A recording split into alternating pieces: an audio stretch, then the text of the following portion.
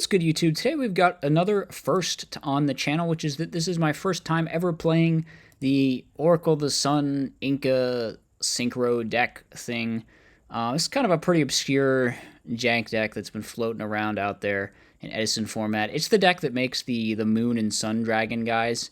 So this is the build that I ultimately came up with for today. It looks a little bit different than most of the other builds I've seen floating around. That being said, this is obviously a very preliminary version of the deck. I feel like I learned some stuff and would definitely make some changes moving forward. But for the replays that I have for today, this is the version that we played. So going through it really quick, we're on triple Oracle of the Sun and triple this guy that adds back Oracle from the Sun. So I really felt like the deck was at its best when it was like getting to Oracle and then abusing this card to make synchro plays, searching the tuners, making other synchro plays, adding it back, looping it, using it with Honest, whatever.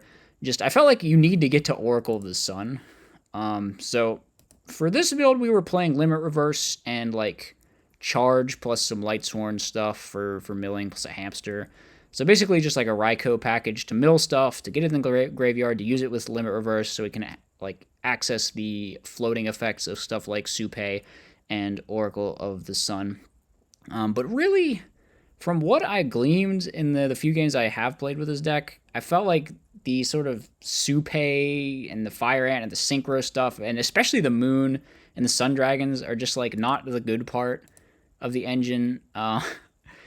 I mean, like, I'm not saying you should cut them completely, but a lot of builds out there play like multiple of these with like instant fusion and stuff. I really don't think that is particularly worth it. I don't even know that making the Sun and Moon Dragons are worth it at all, honestly. Like, they're in here as an option, but I didn't make them, and I can't even imagine a scenario where I would want to make them. On like, maybe Inti to burn for game or something could be a thing sometimes. But other than that, yeah, I don't really know. I feel like the Supe stuff is pretty gimmicky with the Limit Reverse, and I just feel like the synchro plays into the Sun and Moon Dragon are like the synchro plays with Oracle and then just make a generic synchro are good, but going into Moon and Sun Dragon doesn't feel particularly good. So there are aspects to this that I would like to emphasize more, and yeah, I might even cut down to like one Supe. I like just have one of this and one of the Fire Ant, because I don't know, these cards just like didn't feel good. They just have to be there so you can float into something off Oracle. But yeah, it's just kind of whatever. So other parts of the engine we played or a sort of separate engine we played was like this light stuff, which I might even expand on this. I might even put in some like Shining Angels later on, because like I said, you really want to get to Oracle, which Shining Angel helps with. And then also we have like Chaos Endmaster and DD Warrior Lady with a Rhoda. So Rhoda can get you into either of these. Sangan can also get you into either of these. They go well with the Honest. Honest, of course, works also with this thing, which is also light. It works with Oracle, which is a light that you can special. And then we've got these Cyber Dragons opting to play this rather than Instant Fusion because, I mean, it's just like more generically useful than Instant Fusion. And we slimmed down on our tuner package a little bit as well. So yeah, Honest I think was very good. I think the Chaos End and the Warrior Lady stuff was also quite good in here. So I'm probably going to keep that. Then getting into the spell lineup, like I said, we got Charge Rhoda just to search monsters, and we got a bunch of staples, basically. We got some standard defense cards, all the good one-off traps, and we got the triple Limit Reverse, as I mentioned before. This might end up getting cut, because like I felt like the proccing Supe is just not really a thing. I don't know. It feels super difficult to do and not really worth the payoff. I mean, it just like adds an Oracle of the Sun from your deck to your hand. And you probably already searched this off Oracle of the Sun anyway, so it's just kind of whatever. But the deck definitely has some good things going for it, so I might work with it a bit more in the future. For now, we're going to go ahead and look at the replays that I have. Played against mostly whack stuff today. It was one of those days, you know. It was one of those days. So first up, we are going up against Dark World.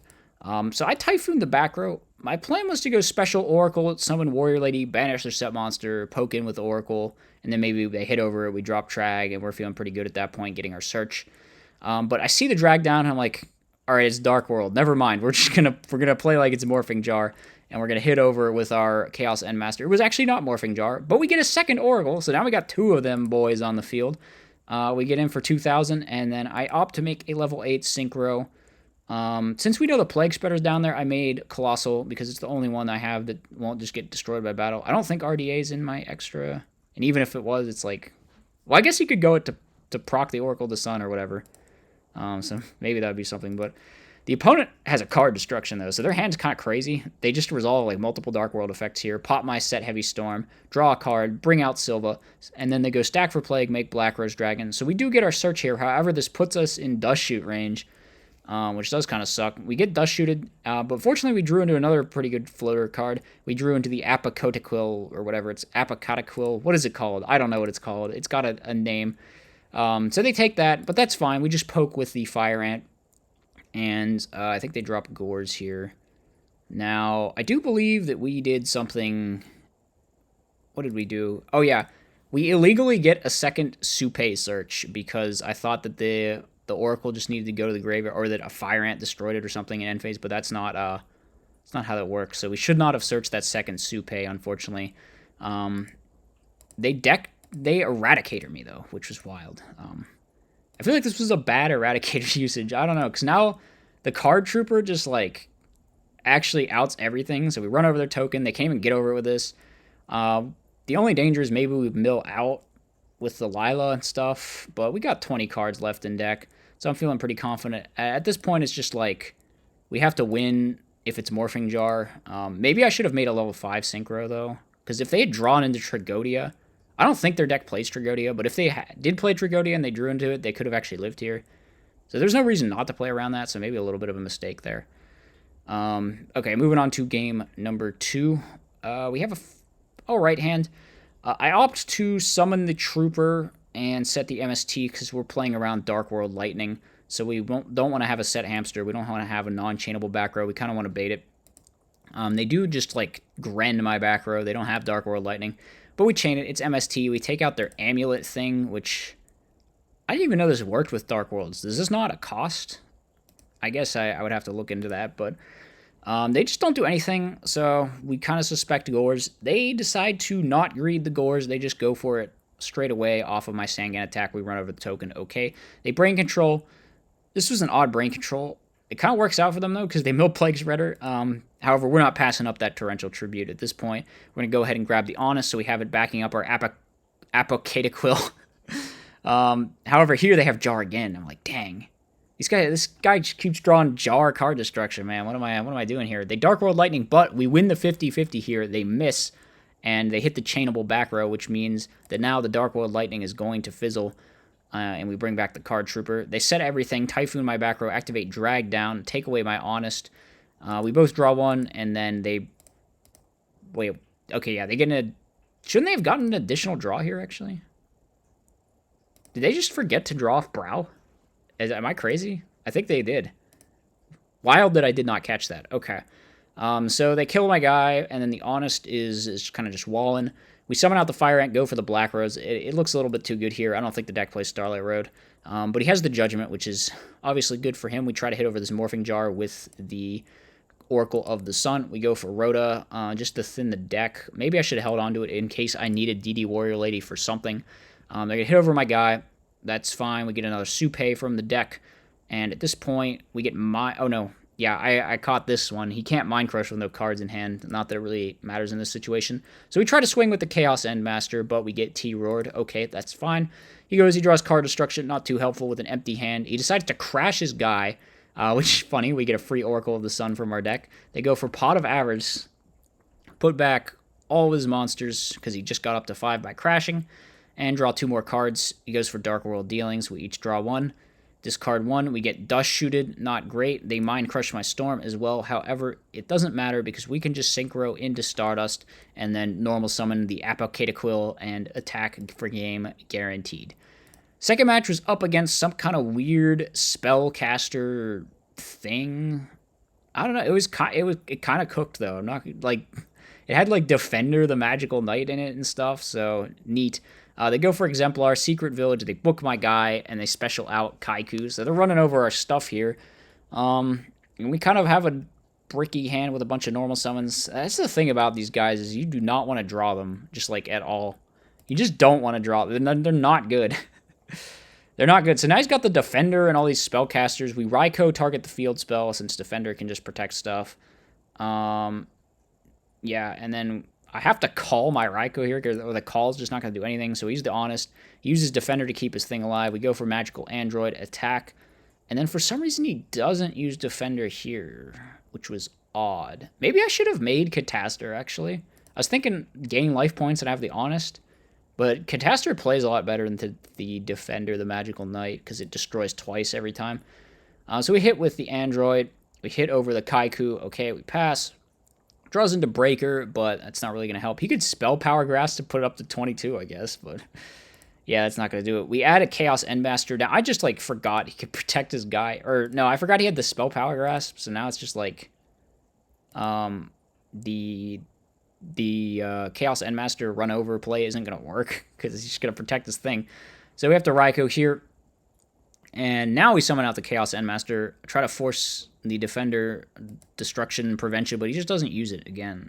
I don't know. Does he think he can only remove him off Defender or something, maybe? Maybe that is how it works. I don't know. It doesn't read like that's how it should work. But we're going to get the Honest over, go into the Oracle of the Sun, and then I just figure we might as well go Thought Ruler and start gaining 1,200 per end phase. And I believe he concedes at this point. So a little bit of a weird game number one there. Game number two, we open a kind of bad hand. Yeah, this... I just set Hamster, whatever, but he doesn't attack it. I try to bait a back row here, and he does have one. So, I mean, I guess that worked out. He hits into my Hamster. We get the Raikou from deck, and he goes set Book of Moon. We Raikou the back row, and then I believe we go... Yeah, we didn't hit a Limit Reverse target. Or no, we did. We had the Fire Ant, which is decent. But I think I don't set the Limit Reverse, which was maybe wrong. I could have just set it with, like, the Torrential or something. I don't know. So he goes Tempest, but then he uses the Tempest to burn, so he just gets hit by the Fat Mirror Force here. Yeah, I don't know why he burned me there when he could have just protected his guys with Defender. Seems like a little bit of a throwy one there. So he goes Foolish here, and then Spell Power Grasp, and then he... Weird concession. Yeah, I think he could have just brought back the Night's End Sorcerer and made like a Goyo and taken some stuff. I mean, he's probably losing this duel no matter what, but yeah, I don't know. I don't know why he conceded at this point. Yeah, so that was the second replay we had. Very odd ones, playing against Dark World and Spellcaster stuff. Jank versus Jank, I guess. Jank on Jank violence. But, yep, those are the games we had today. It's definitely got me thinking about the deck. There were things that I liked. There were things that I didn't like. I really just want to, like, build it around, like, Oracle of the Sun spam, maybe. So I could see myself working with that a little bit more in the future. We'll see. If you have any suggestions about maybe changes or alternate ways to approach the deck, you can go ahead and post those in the comments. I hope you guys enjoyed the video, and I will see you tomorrow. As always, be sure to like, comment, and subscribe. Furthermore, if you enjoy my content, you should think about becoming a channel member. You get access to tons of bonus content, and it's a great way to help support the channel.